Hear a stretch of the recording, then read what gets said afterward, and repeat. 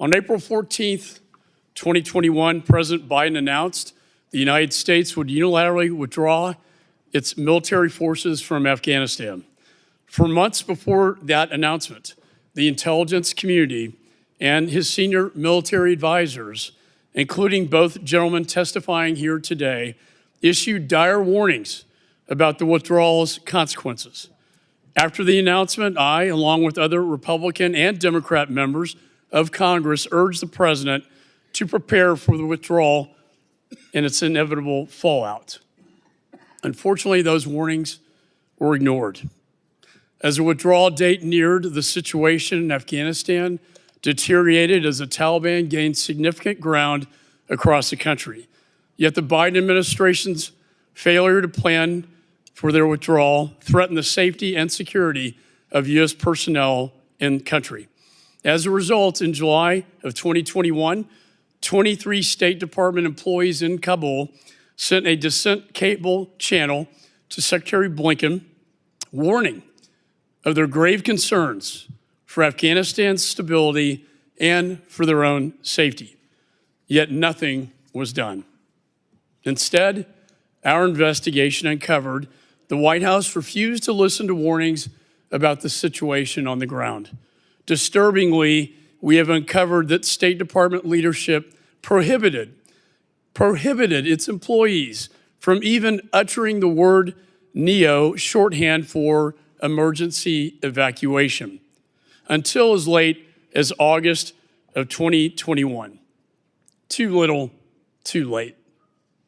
Additionally, this committee learned that the State Department did not even request an emergency evacuation until after Kabul was surrounded by the Taliban. As a result, the airport was not secured until August 17th, 2 days after Kabul fell. As the saying goes, if you fail to plan, you plan to fail. And fail they did.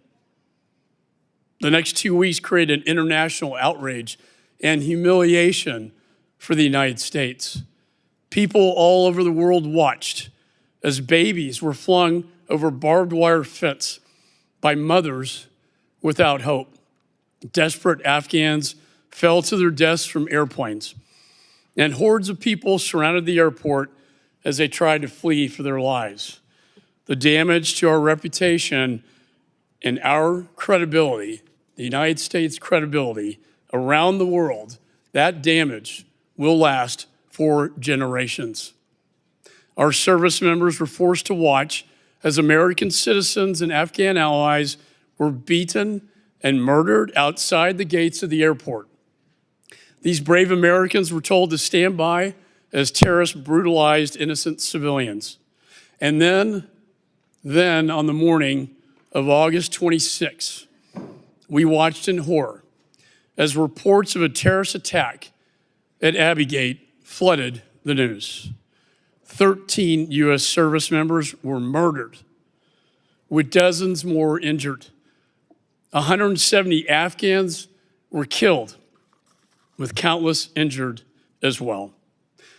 Some of the Abbey Gate Gold Star families members are here today, and we honor you.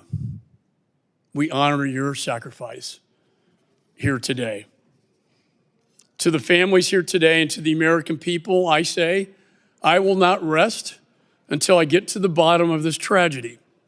You deserve answers. The American people deserve answers, and I intend to deliver. When the last U.S. military plane left on August 30th, 2021, more than 1,000 American citizens remained trapped in Afghanistan, as were tens of thousands of Afghan allies who risked their lives serving beside our troops and diplomats. Many, if not most, of those allies are still trapped, constantly in fear for their lives. I want to thank both of our witnesses for being here today. Despite current DoD officials actively trying to limit your testimony, you have agreed to appear here voluntarily. And I'm grateful to you, both of you, sirs, for your service to our country and your service to this investigation. I also want to thank the Abbey Gate Gold Star families for joining us here today.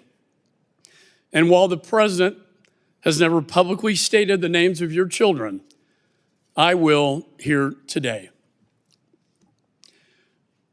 Their names are Darren Hoover, Johanny Rosario, McCaul G, Hunter Lopez, Dagan Page, Humberto Sanchez, David Espinoza, Jared Schmitz, Riley McCollum, Dylan Marola, Kareem Nakui,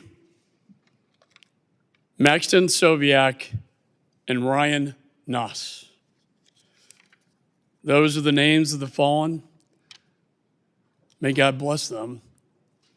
They will not be forgotten.